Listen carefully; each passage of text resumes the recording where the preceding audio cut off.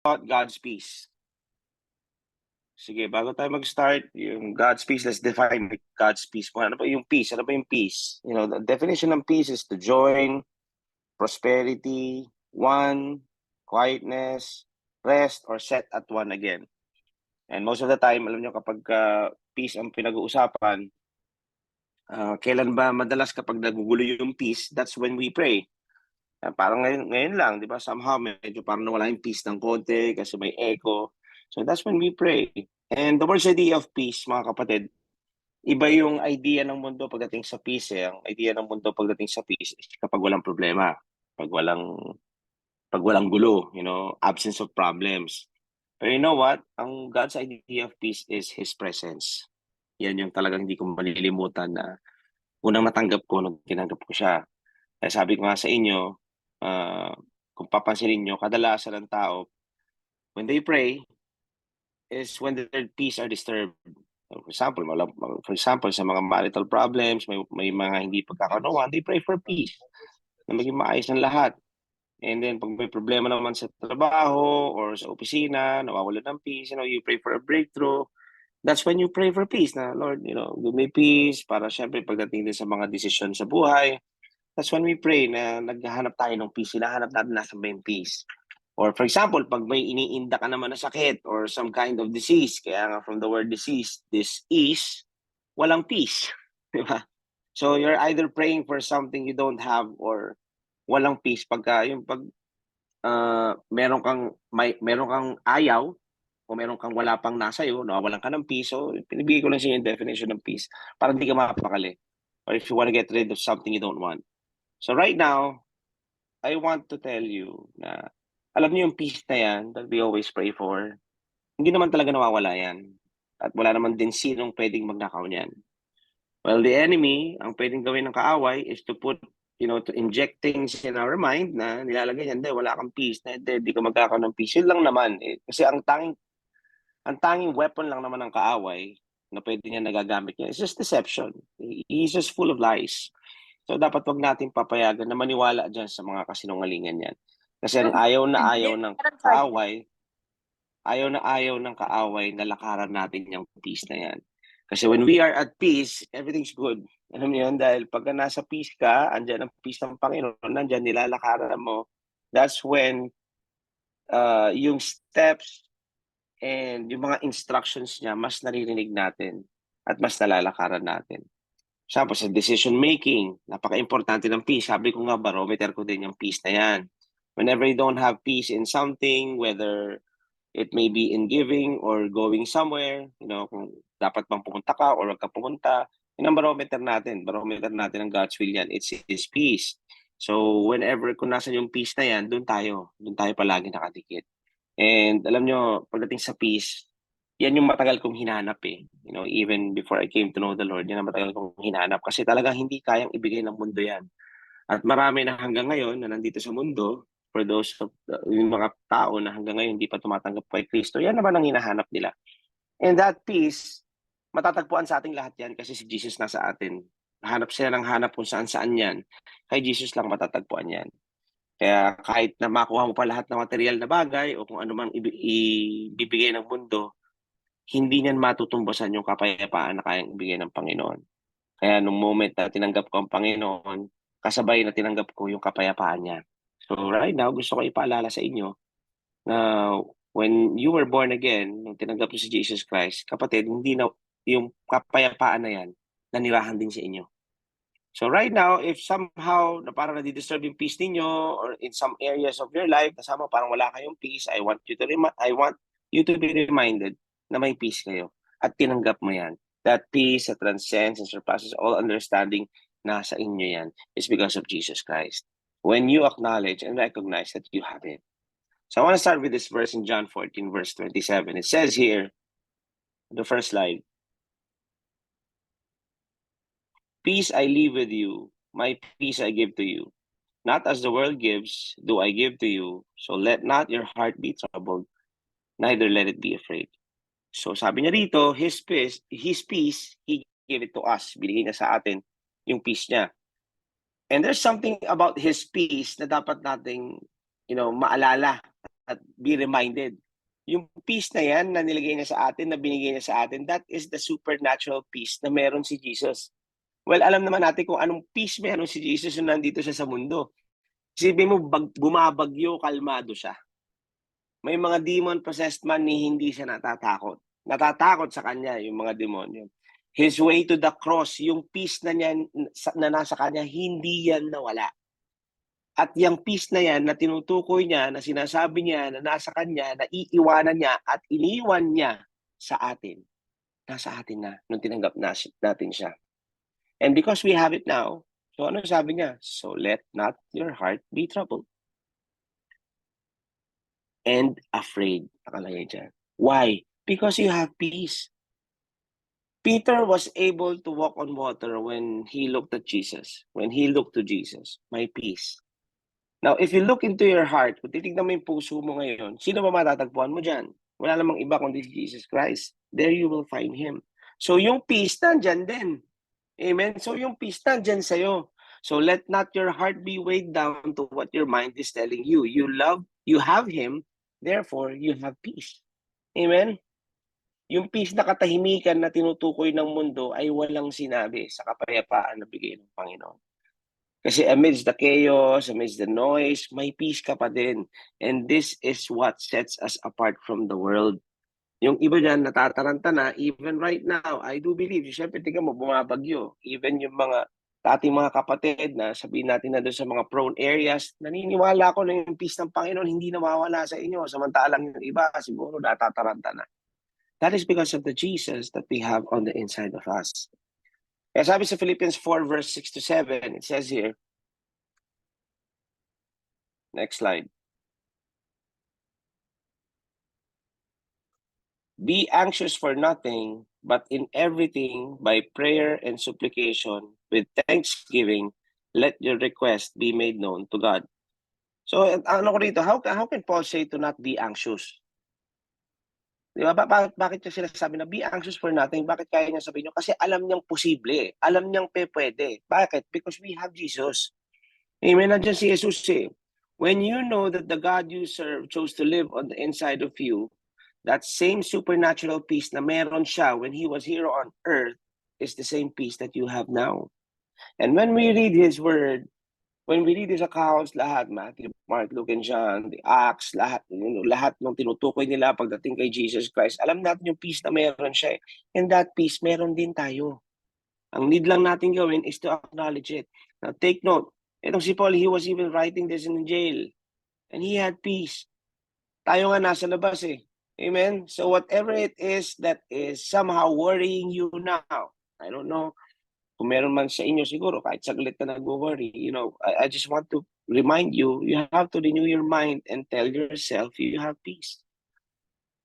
Amen? Yung bagong tao mo, or your new man mo, it have peace written all over him. And that's you, because Jesus is in you.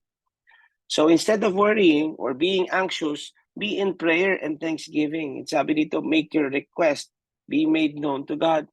Ito kasi yan, when we worship the Lord, you shift your focus to Him and not on the world, not on the problem, not on the situation, not on the circumstance. Hindi tayo doon nakatingin. Nakatingin lang tayo sa Panginoon. And when we look at Him, when we are focused on Him, when we are worshiping Him, syempre ang focus natin nasa Kanya, the more we worship Him, nagpapasalamat tayo kung ano yung naibigay niya, binibigay niya. Alam naman natin na whatever it is that it's in His hands, sa atin din eh.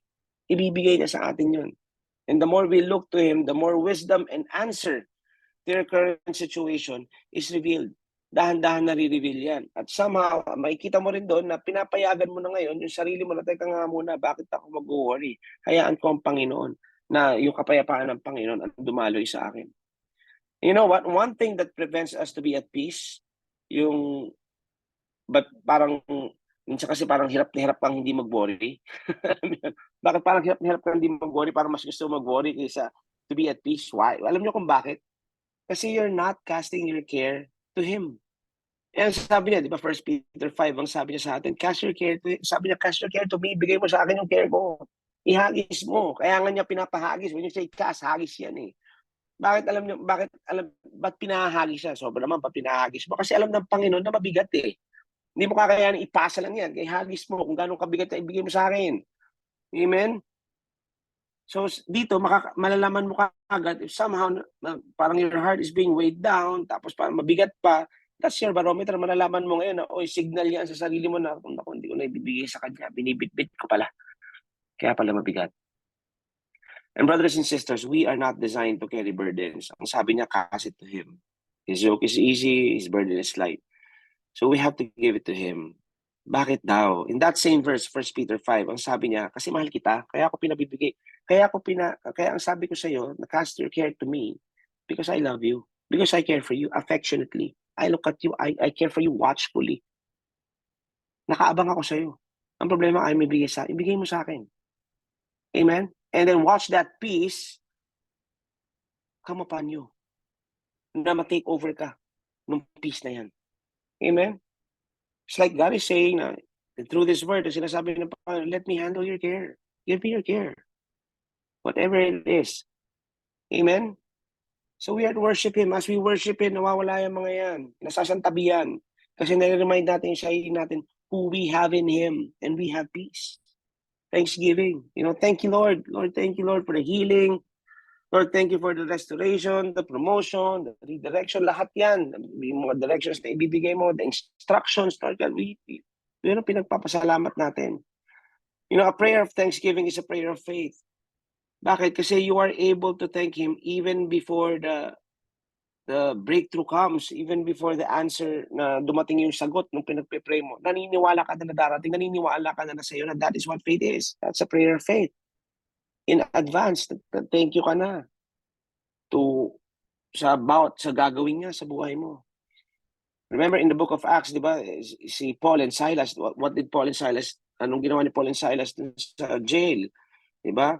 When they were arrested, they worship Him. And we all know what happened next. The ground shook and chains were broken. So same thing that is happening to us every time we worship the Lord. Every time we give our focus to Him. Change of anxiety, change of worry, nabibreak yan when we worship. Nawawala yan. Nababasag yan. Diba? If the grounds were shaking back then, ang nangyayari sa atin, yung mga isip natin na shake din. Shake yung mga isip natin and we remind ourselves, kumbaga sabi ko nga sa inyo, diba? Sometimes meron tayong mga nagagawa of our old man. It's not really us anymore, but yung mga pagpag na nandyan sa mga isip mo, yan ang napapagpag when the grounds are shaking. Amen? Naaalog. Nalalaglag ngayon yan. At pag nalaglag yan, lalabas yung tunay na ikaw. At sino yun? Si Jesus Christ. Na nandyan sa'yo. Amen. So we just thank Him and that peace just starts to flow through you. As sabi sa verse 7, and the peace of God which surpasses all understanding will guard your hearts and minds through Christ Jesus. This is the peace. Ito yung peace na talaga hindi mo lang ma-explain. Ang pwede mo lang magawa ma-experience. Sobrang hirap i-explain ito. It just surpasses all understanding. Amen. You just have to experience it. Sabi ko nga sa inyo, the first time that I received my Lord and Savior, tinanggap ko si Jesus Christ, the first weeks and the first month, sabi hindi ko talaga maipaliwanag yung kapayapaan na tinanggap ko. At yun ang lagi kong binabalik-balikan whenever my peace is disturbed. Yun ang balik-balikan natin na ipaalala natin, teka mo na meron ako nito eh.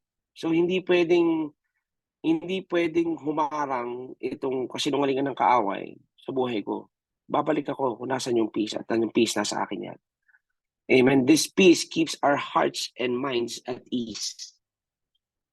Amen. And when we walk in peace, our hearts and minds are guarded from being anxious. Yes, this is the supernatural peace of God, pero it does not just happen like magic. You have to make it happen by the renewing of the mind. Amen. Kaya nga, let not. Ikaw ang gagawa niyan. It's your responsibility na wag kang papayag na yung cares of this world at yung situation or circumstances bulabugin kung ano yung meron ka. Amen? You have peace. Knowing you have it and casting our cares to Him, kaya nakalagay, let not your heart be troubled. Diba? So the responsibility of not letting our hearts be troubled are on us. Then this peace operates. Especially in Isaiah 26 verse 3. Next slide. Kaya sabi dito, you will keep him in perfect peace, whose mind is stayed on you. So sino sa inyo rito na yung mind is stayed on the problem? Sino sa inyo dito that your mind is stayed on the circumstance? Your mind is stayed on the world. Tapos hinahanap mo yung peace. Hindi mo makikita yung peace dyan. Hindi ka mariremind yan. Teka muna, how can you keep me in perfect peace kung ang mind ko wala pala sa'yo? So let's put our mind on Him. At stay natin doon. Bakit ba natin nag-stay sa Kanya? Because we trust Him. He keeps us in peace if our minds are on Him. And we can only do that if we truly trust Him. Nakuha niyo ako, pwede kang hindi umalis ng tingin sa Kanya, pwede kang hindi magtigil na magtiwala sa Kanya pag naniniwala ka sa Kanya. Knowing in our hearts that His plans and intentions for us are always good, no matter how severe or ugly the situation is, sometimes alam natin nakakampi natin siya, hindi tayo titinag eh. Nakatingin pa rin tayo sa Kanya. Kasi nandun yung confident expectation natin that what He said will come to pass. Amen? It says in Colossians 3 verse 15, next slide. And let the peace of God rule in your hearts, to which also you were called in one body. And again, nakalagay dito, be thankful. Again, let the peace. Ilang beses nakalagay dito yan. So, hindi mo na nga hinihingi sa Panginoon yan kasi mayroon ka na yan. So, ang gagawin mo na lang, hayaan mong dumaloy sa iyo yan. Diba? In order for peace to rule, dapat payagan ninyo, dapat payagan natin, dapat hayaan natin. Lilipat ka lang naman eh, flesh or spirit. If you want to walk in the flesh, sige, lakad ka din sa flesh where there is full of worries, full of anxieties, full of uncertainties. E dito ka sa spirit, may kapanatagan ka ng loob kasi may kapayapaan ka. Kaya lang, mas gusto natin mag-alala. Sabi ko nga, mas gusto ng tao mag-alala. So let peace rule and not fear. Amen? Kasi kung may fear, ang hirap nun. Sabi ko nga sa inyo, di ba, there was a definition, yung acronym ng fear. Ano? Yung fear means a false evidence appearing real. It's not true. It's not real. It's just what the enemy makes it look like. Parang pinalalabasan ng demonyo na mukhang totoo, pero hindi totoo yan. Paniwalaan mo kung ano yung katotohanan. And that peace is on the inside of you.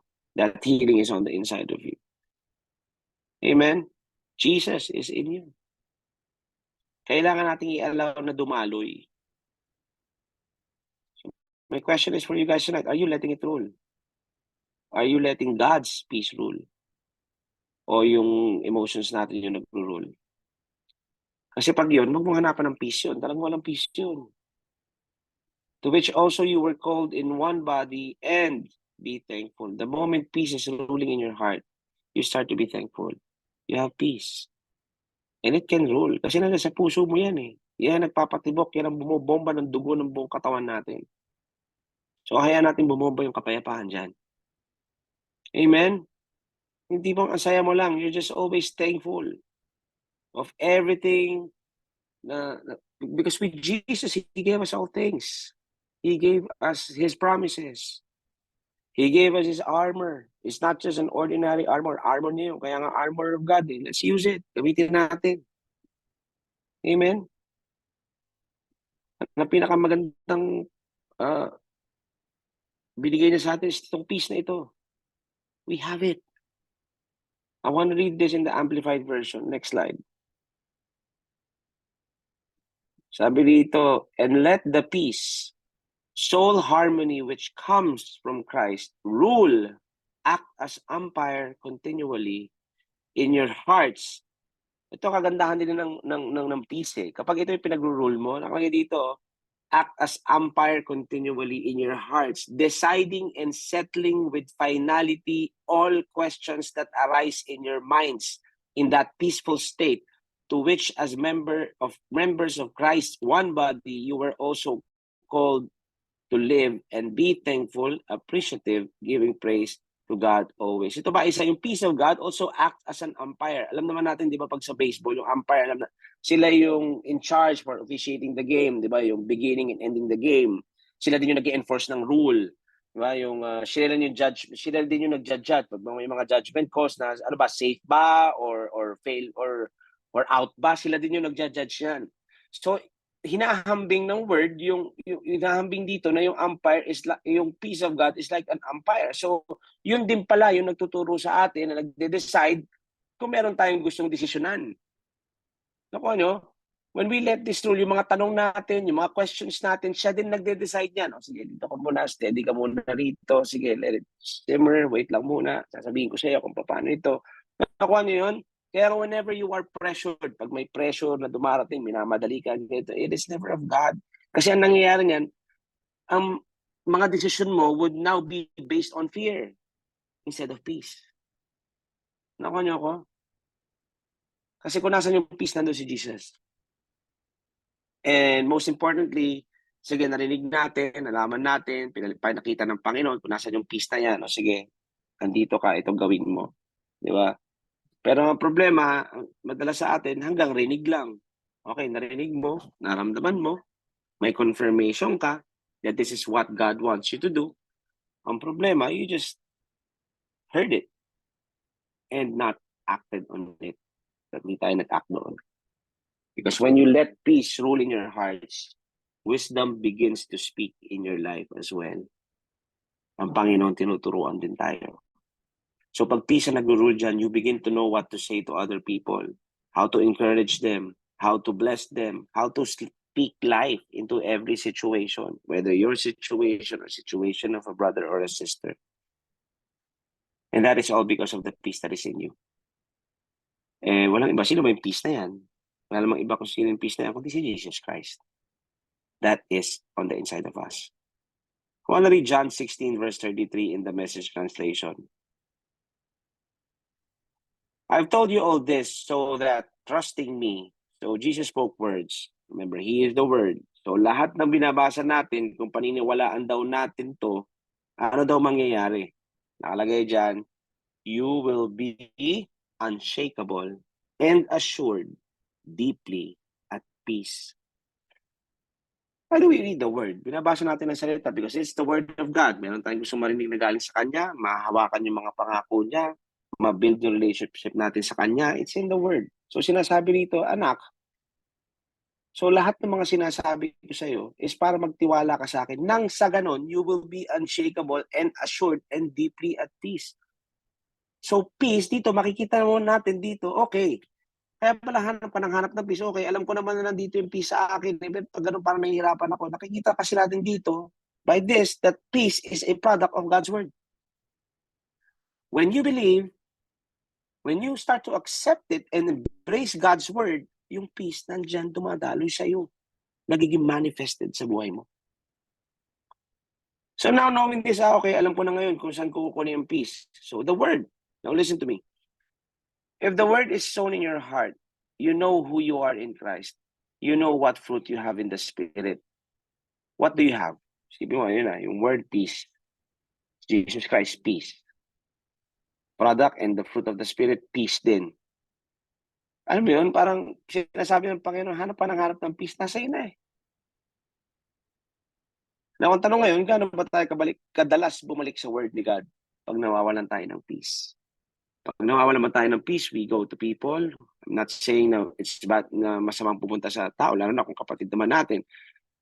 O do you pupunta ka ba sa isang lugar kung saan may peace, na parang doon ka sa tuktok ng bundok o sa magandang nature? I'm not saying na pangit yun. Hindi ko rin sinasabing masama yun. But what I'm saying is, kung gusto mo ng sure peace, balik tayo sa word ni God. Amen? Because nakalagay dito, in this godless world, you will continue to experience difficulties, but take heart, I've conquered the world. We are more than conquerors. Natapos na ng Panginoon yan. At si Jesus nasa atin. So in order for us to be reminded of this, we need to go back to the Word. Balik pa rin tayo sa kanyang salita. Amen? Balik tayo ron. Now listen to this. If Jesus or the Word gives us peace, anong bigay ng mundo? Sabi nga rito, tribulation, difficulties, problema, circumstance, ano-ano. Pero ano sabi niya? Take heart because Jesus has overcome the world. If He overcame, so can you. So will you. Paano niya na-overcome? Because of peace. Alam niya to maintain His peace. Pag may problema, gawin niyo sa problema, bigyan niyo din ng problema. Sabihin niya, paano mo gagawin yung problema na bibigyan mo ng problema? Dahil yung problema, syempre, magtataka, ba't di ka naman problema? Nakuha niyo ako. Ba't mo problemahin? Ang problema, hindi pinoproblema. Ang problema, sinusolusyonan. At ang solusyon na yan, pag may kapayapaan ka ng Panginoon, ay bibigay at nabibigay sa yan. Sabi, to be of good cheer, take heart, because He has overcome the world. He has conquered the world. And we are overcomers in Jesus Christ. Amen. I pray that you're getting something out of this teaching. Actually, you know all these verses already. I've taught on this before. But I do believe that someone here needs to, needs to listen to this tonight, na somehow ma-remind kayo, baka nawawala kayo nawawalan kayo ng, or nalilimutan nyo na meron pala kayo nito. Now you know how to go back. Alam nyo na kung paano. Kasi, hindi naman, nasa desisyon natin kung hayaan natin yung peace na lumakad sa buhay natin. Nasa sa'yo kung mag-rattle ka, kung maiinis ka, kung mapapagod ka, kung maiirita ka, nasa sa'yo naman yan. Ayaw mo mairita, di punta ka sa peace, punta ka sa spirit, tuloy mo yung mind mo. It's just as easy as that. Mukha lang mahirap kasi nga matigas ang ulo ng flesh. Pero once you start, ba't ko maiintindihin? Di ba? Doon tayo kay Jesus Christ, doon tayo sa peace. Mas may direction doon. Kasi pag nandun ka sa alala, walang direksyon doon. Kung ano-ano pa nagiging decision natin, nagiging padalos-dalos. So doon tayo sa kapayapaan. I want to leave you with the story of the Shunammite woman sa 2 Kings 4. You all know this. I do believe maraming beses ko na rin naituro ito. Gusto ko lang balikan. This is a great example of how peace rule in someone's heart. So alam naman natin yung story nito. Dadaanan lang natin. There was this woman, the Shunammite woman nga, gusto nilang tulungan si Elisha because, they were just nice people. Nakikita kasi nila si Elisha sa Gehazi, madalas dumandun sa kanila hanggang napag-isipan nila mag-asawa na gawa ng kwarto itong sila Elisha because they knew that he's a prophet of the Lord. So, hanggang nung tinanong nga, bigyan ko lang kayo ng background ng story. Hanggang sa nung tinanong nga ni Elisha kay Gehazi, sabi niya, gano'n, kayo pwede natin ibigay dito sa mag-asawang ito, di ba? They were so nice, di ba? Binigyan tayo ng tutuluyan dito. Hanggang sabi nga niya, wala silang anak. Ganun ba? So, yun, sabi nga ni Elisha, ganun ba? So, nag-pray siya, gayahan siya doon sa babae, sa Shunammite woman, sabi niya ganun. Okay, by this time next year, you're going to have a son. Magkakaroon ka ng anak. Sabi niya ganun. And then, sinabi nga ni Elisha, nagkatotoo yun. But there's one problem. One day, while yung father nung bata at saka yung bata na doon sa field, bigla na lang sabi ng anak niya, sakit ng ulo, my head hurts, sabi nga ng bata. My head hurts. So sabi ng tatay, sige, uwi ka muna doon sa nanay mo, pinasamahan. Uwi doon sa mother niya. And then biglang sabi, so tinawag yung servant, sabi niya, iuwi mo, bilis. But ang masakit dito, pagdating doon sa bahay, at around noon time, that kid died in his mother's lap. So let's just go there. 2 Kings 4, verse 20 to 26. It says here, so the servant took him home, and his mother held him on her lap. But around noontime, he died. So verse 21, she carried him up and laid him on the bed of the man of God, then shut the door and let him there. Now, this is the room where Elisha stayed before. Sabi nga, di ba? Kaya din nabiyaan siya na anak, ito yung pinrepair kay Elisha. So verse 22, next slide. Says she sent a message to her husband, send one of the servants in a donkey so that I can hurry to the man of God and come right back. Now I want you to see this. Dito sa verse na ito, actually tinanong din siya nung asawa niya, ba't ka pupunta? Ano ba meron? Wala namang festival. Ba't nagmamadali ka? Anong meron doon? Diba, sabi, ba't ka nagmamadali? Ba't ka pupunta doon? Here's the thing. Pag itong mag-work ka dito sa Shunammite woman na ito, she knows where to go when things like this happens. May problema. May problema. Sino pupuntahan niya? Ito yung prophet, si Elisha. Kung sino nagbigay ng anak. Ngayon sa atin, may problema. Kailan ka pupunta? Sa tao? Kailan ka pupunta? Dito siya nagbigay ng pangako sa atin. Kaya nga sabi ko sa inyo kanina, bumalik ka doon sa word. Bumalik ka doon sa pinangako niya sa'yo at panghawakan mo yun. And this is the same thing that ginawa nitong Shunammite woman. Alam niya kung saan siya pupunta. Now watch what she said nung tinanong siya ng asawa niya. Sabi niya sa verse 23. So he said, why are you going to him today? It's neither the new moon nor the Sabbath. And she said, it is well. Isipin niyo yun. Namatay anak niya. Hindi niya sinabi sa asawa na, ganun yung nangyari. Basta tinanong siya, ano ba nangyari? Ba't ka nagmamadali? Ba't ka pupunta ngayon? She said, it is well. Wala alam asawa niya. Hindi niya sinabi, ba't ka pa nagtatanong? Di ba, hindi niya sinabi gano'n. Wala. Hindi nga siya nagpanic eh. Hindi siya nag-aano man siya na nagmamadali na pumunta dun sa prophet. But, pero wala siyang sinabi to sa asawa niya. She just said, it is well. And we all know it's not well. Just imagine the horror of this. But she decided to not speak it. Yung negative thing na maring naisip niya, kahit ang sinasabi ng mundo o ang sinasabi ng realidad is negative, hindi yung na lumabas sa bibig niya. She let the peace of God rule in her heart. Alam niyo ba, in it as well, also the Hebrew word is also the Hebrew word shalom. Nothing missing, nothing broken. Shalom, peace. So nung tinanong siya, ba't ka pupunta doon? It's like declaring to herself or just declaring to the situation, shalom, peace. It is well. It says in verse 24, then she saddled a donkey and said to her servant, drive and go forward. Do not slacken the pace for me unless I tell you. And so she departed and went to the man of God at Mount Carmel. So it was, when the man of God saw her afar off, that he said to his servant, Gehazi, look, the Shunammite woman. So nung nakita nga siya ni Gehazi, sinalubong siya. Sabi ni Elisha, ano kailangan niya? Okay lang ba siya? Lagyo ko ano ulit ang sabi niya. Sabi sa verse 26. Verse 26. Says, please run now to meet her and say to her, is it well with you? Okay ka lang ba? Is it well with your husband? Okay lang ba yung asawa mo? Is it well with the child? Okay lang ba yung anak mo? And she answered, listen to this. It is well. Peace. Shalom. She won't say it. It is well. It's like she's declaring peace to the situation. And not just to the situation, she was also declaring peace to herself. Just imagine all the things that can run to her mind. So she just said, peace. Please run now to meet her and say to her, it is well with you. You know. And she answered, it is well. Hindi lang yung stress, yung anxiety, yung pag-alala, hindi lumalabas sa bibig niya. Brothers and sisters, we must learn from this. When tragedy hits, when stress comes, when something, when the enemy throws at you, don't let any negative thing out of your mouth. Let the word be the one to come out of your mouth. Kung meron man lalabas, peace. In Jesus' name.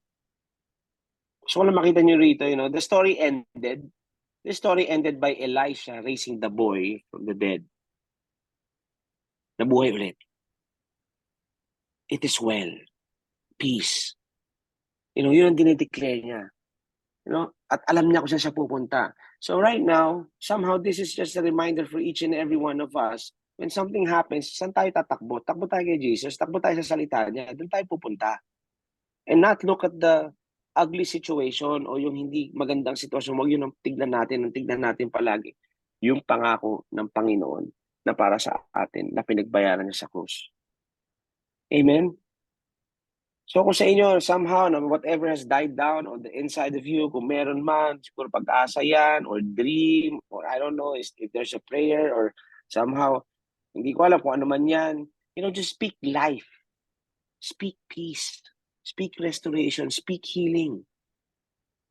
Amen? Or maybe, madalas kong sabihin ito, maybe a dream or somehow a dream has died down. Speak life and peace. Revive it by the Spirit of God. Go to that peace.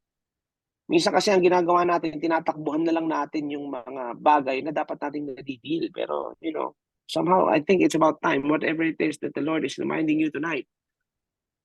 Maybe it's about time that you deal with it, whatever it is. Amen? It can be positive or negative, pero kailangan mo i-deal through the Spirit of God, by His peace. Amen? So kung negosyo man yan, o nawalan ka ng gana, o nawalan tayo excitement, or whatever that is, you just speak life and peace to the situation. Guys, just remember to each and every one of us tonight, yung peace na yan hindi nawawala.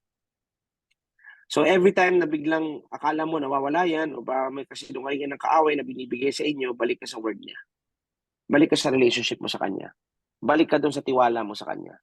Na alam mo naman nagtiwala ka na noon. So what's stopping you to trust Him again now? Trustworthy naman siya. Alam mo yun, talagang wala naman siyang binitawan na salita na binali niya. At hindi rin siya marunong magsinungaling. So kung ano man yung pinangahawakan nyo ngayon na sinabi niya at alam nyo that you heard the word from Him. And you've been meditating in the word. At alam nyo kung gaano siyang kadakila ang ating Panginoon. Panghawakan natin yan. And speak life. And right now, I just speak peace to your situation in Jesus' name. Whatever has been bothering you this past few days, right now, in the name of Jesus Christ, I speak peace. Peace in finance, peace in relationship, peace in your marriage, peace in your workplace, peace in your career. In the name of Jesus Christ, you have to receive this. And you yourself, kayo rin mismo, i-declare nyo ito sa inyo. Whenever there's no peace, kaya pag nawawalan ng peace, syempre may ginugulo yung kaaway. So declare peace para hindi makapanggulo ang kaaway. Yung promotion na yan, yung change of career na yan, yung trabaho na yan, whatever that is. Or maybe you're planning to go abroad, or you're planning to migrate. Hanapin mo yung peace na yan na nandyan sa'yo. And surely, sasagutin ng Panginoon yan. I want to end with this slide in Galatians 5 verse 22 to 23. But the fruit of the Spirit is love, joy, peace, long-suffering, kindness, goodness, faithfulness, gentleness, self-control, and against such there is no law. Pinaliwanag ko sa inyo dati ito. Against such there is no law. Walang limit yung peace na meron ka dyan sa loob mo. Amen? Kaya sabi ko nga, kung puno-puno ka ng peace, kaya mong ibigay din sa iba yan. At yan din ang ibigay mo, at yan din ang dapat na nagmamanifest sa bahay mo, sa workplace mo, sa sphere of influences mo. Yan ang nakikita ng tao sa'yo, peace. Alam mo yung tipong kahit nagkakagulo na minsan na ikaw yung hahanapin, nasa na ba si ganito, nasa na ba si ganito, pag nandito yun, parang gumagaang ang paligid. Why? It's not you. It's not just you. It's the Jesus that is in you. It's the Holy Spirit that is in you. At yung produkto kasi nun at ang bunga nun, isa ron peace, love, joy. Amen? At dyan natin mas na-manifest at dyan natin mas na ipapakita sa mundo na tunay nga na ang kapayapaan pala matatagpuan lamang kay Kristo Jesus. Amen? Amen. So that's what I have for you guys tonight. I pray that somehow you got something from it. Praise God. So, Brother Ron, baka may idadagdag ka. All good, bro. I think that was a great, very encouraging message. I pray that all of you who needed to hear it natanggap ng word tonight. And yeah, I agree in faith with Pastor Macho. So feel free to ask questions.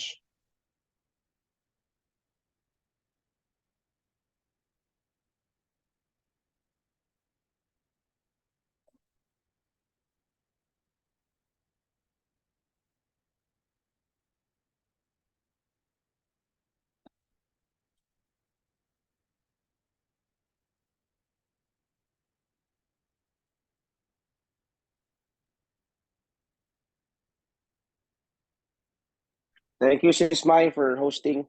Wala si Brother Seth tonight.